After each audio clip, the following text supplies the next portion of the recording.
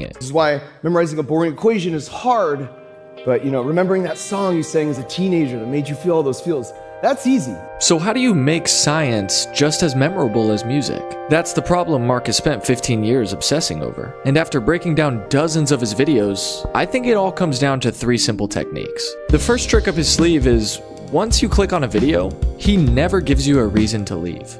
On TV, if a show slows down or gets a little bit boring, you'll probably just keep watching anyway. The remote's too far away and you don't want to change the channel. But on YouTube, you're one click away from millions of other videos. Mark knows that, which is why he says, I can't teach you if I don't have your attention.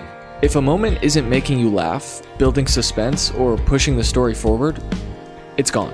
In his world's largest Orbeez pool video, you're not just waiting 15 minutes for the final payoff. Every few seconds, there's something new pulling you deeper into the story. By the time the science lesson on Archimedes' principle finally arrives, you're already hooked. But pacing alone isn't enough. You can have the coolest experiment in the world, but people still won't care unless they're emotionally invested. That's why Mark never tells stories about equations. He tells stories about characters. He knows you don't care about the biomechanics of a random squirrel, but you might care about Fat Gus. To everyone else, she would have been just another squirrel stealing bird seeds. But to Mark, it was a lazy, clever, slightly overweight mastermind that audiences couldn't help but root for. Once the squirrel has a personality, suddenly the obstacle course isn't just a study on classical conditioning, it tells a story. And maybe Mark's greatest trick of all is that he never just hands you that story on a silver platter. He lets you discover it alongside him.